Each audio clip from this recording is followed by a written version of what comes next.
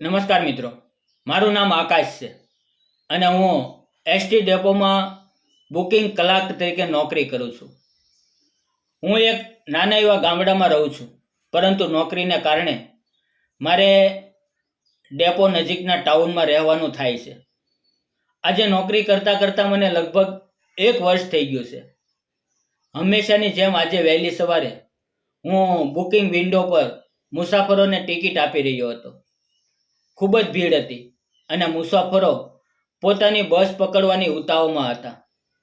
એટલામાં booking counter પાસે એક છોકરી દોડતી આવી અને આપતા પર્સમાંથી પૈસા કાઢી ટિકિટ માંગવા લાગી.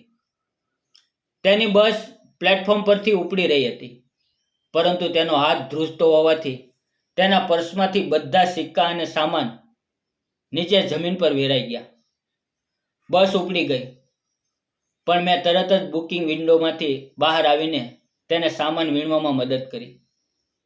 તે ખૂબ જ નિરાશ થઈ ગઈ હતી, પણ જ્યારે મેં બધો સામાન સરખો કરી તેના હાથમાં આપ્યો ત્યારે તે મારી તરફ જોઈને હસતા હસતા થેન્ક યુ બોલી. મેં તેને કહ્યું, શા માટે? તો એ બોલી, તમે આટલી ભીડમાં પણ બહાર આવીને મને મદદ કરી એ માટે. અને પછી તે છોકરી વારંવાર સવારના સમયે મારી જ બુકિંગ વિન્ડો પરથી ટિકિટ લેવા આવવા લાગી. તેનું નામ નેહા હતું.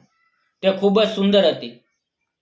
તેના ગળામાં મંગળસૂત્ર પહેરેલું હતું, પરંતુ સિંદૂર નહોતું.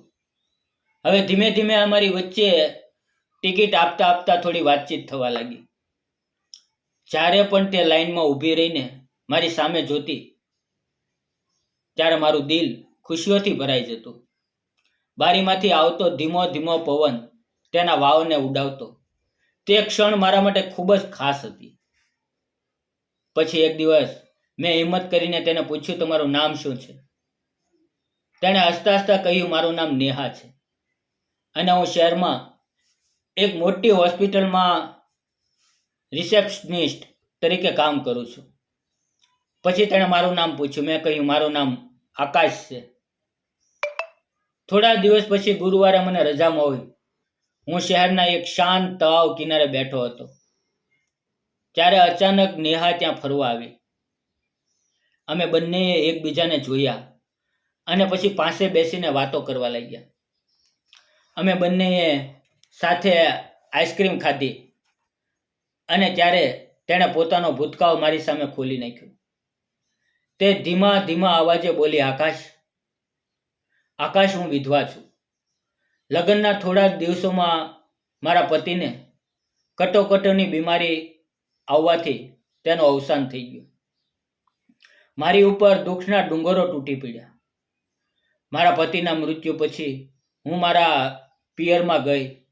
હું મારા માતા પિતા સાથે થોડો સમય રહી, પણ હું ક્યારેય મારા માતા પિતા ઉપર બોજ બનવા માંગતી નહોતી, કારણ કે મારી નાની બહેનના લગ્ન પણ બાકી હતા. પછી મેં નોકરી માટે અહીંયા શહેરમાં આવવાનું નક્કી કર્યું અને આજે હું સાવ એકલી ભાડાના ઓરડામાં જીવી રહી છું. તેની આ વાત સાંભળીને મારું દિલ ભરાઈ ગયું. મેં શાંતિથી કહ્યું, મને માફ કરજે, પણ તને દુઃખ આપવાનો મારો કોઈ ઈરાદો નહોતો. ત્યારે તે હસતા હસતા બોલી, કોઈ વાંધો નહીં. પછી તેણે હસીને મને પૂછ્યું, તમે જણાવો, તમારા ઘરમાં કોણ કોણ છે? મેં કહ્યું, હું બાજુના ગામમાં રહું છું અને મને 1 વર્ષ પહેલા જ એસટીમાં નોકરીમાં હોય છે.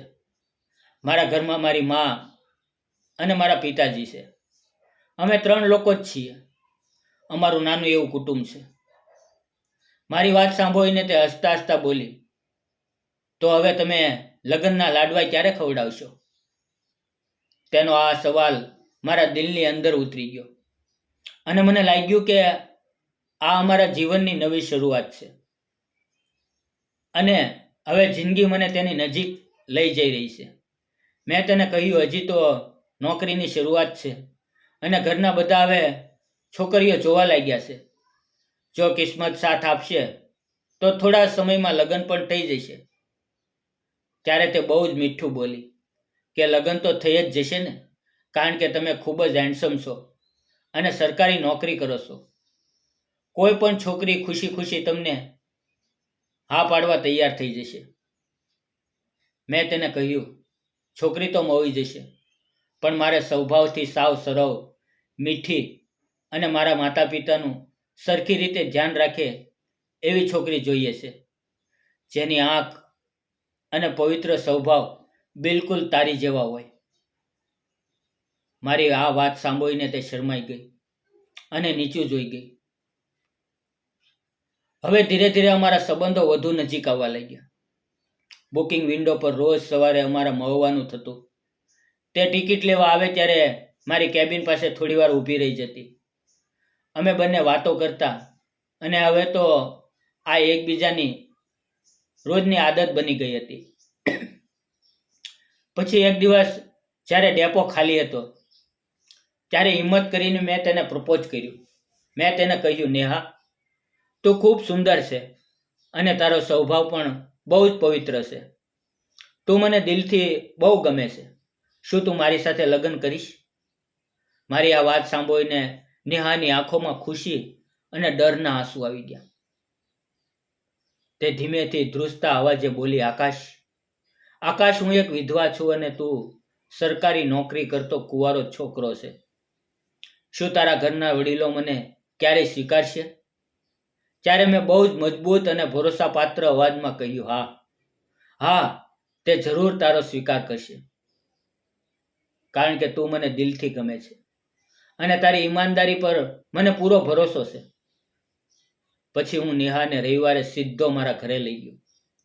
મેં મારા માતા પિતાને નેહાના ભૂતકાળ અને અમારા પ્રેમ વિશે બધી સચ્ચાઈ જણાવી.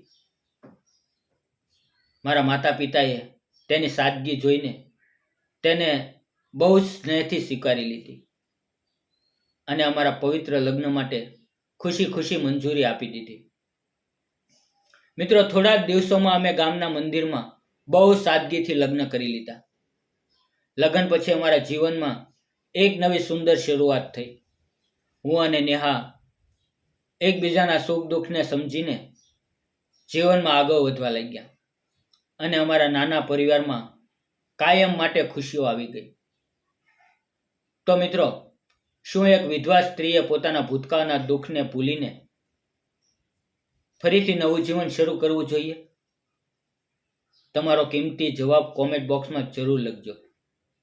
અને સાચું તો એ છે કે દુઃખ અને દુર્ઘટનાઓ આપણા જીવનનો એક ભાગ છે, પરંતુ એ અંધારા દુઃખ પાછળ પણ એક નવી સવાર અને એક નવો સૂરજ હંમેશા આપણી રાહ જોઈ રહ્યો હોય છે. સ્ત્રી વિધવા થઈ ગઈ એટલે તેની જિંદગી ત્યાં જ અટકી જવી જોઈએ એવું બિલકુલ નથી. તેને પણ સમાજમાં પૂરો પ્રેમ, સન્માન અને સાચો સહારો મળવો જ જોઈએ. તેને પણ પૂરો અધિકાર છે કે તે ફરીથી નવજીવન અને પોતાની સાથી પસંદ કરે. સમાજના લોકો શું કહે છે એ મહત્વનું નથી. મહત્વનું એ છે કે સંબંધમાં સાચો પ્રેમ, સમજદારી અને અતૂટ વિશ્વાસ હોય.